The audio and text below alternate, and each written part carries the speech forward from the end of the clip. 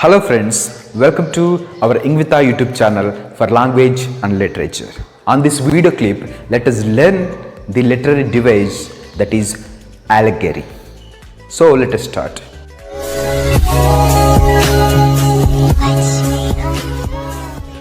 Actually, this allegory is used by the authors on the context whenever they wanted to convey a moral message to the reader. For example, honest is the best policy. It is the moral.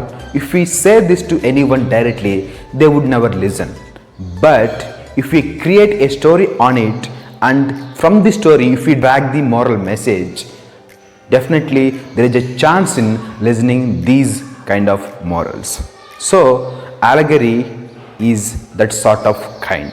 So the definition of allegory is, it is a story of narration in which characters, actions and sometimes even settings also are used to convey a moral message to the reader. Actually, these allegory are two types. The first one is fable and second one is parable. So let us look at these two. In first type allegory, that is fable. Here fable is a short narrative story either in prose or in poetry in which animals and objects are used as characters in the stories to represent human behavior and their qualities. Basically, fables are used to satire or mock human follies and their wise qualities. For example, there is a fable called The Fox and the Grapes, in which the fox, being tired of getting the grapes, it thinks the grapes might be sure.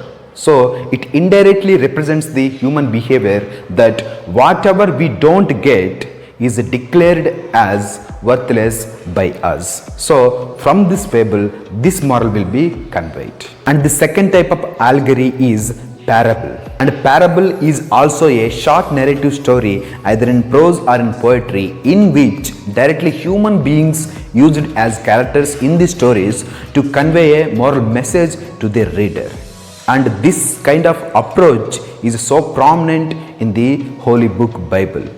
And in the Bible, every individual character conveys a moral message in the salvation of the God. For example, the parables of the Good Samaritan and the parables of the prodigal son.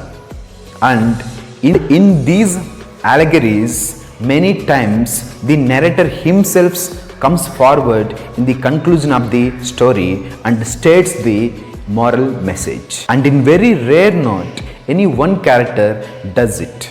So if you see some literary examples of these allegories, the first one is the John Bunyan's The Pilgrim's Progress and George Orwell's work, that is The Animal Farm. So friends, this is all about the literary term allegory. In the next video, we will discuss another literary term. Till then, wear a smile and do subscribe, share and like to our Ingvita YouTube channel. Thank you once again.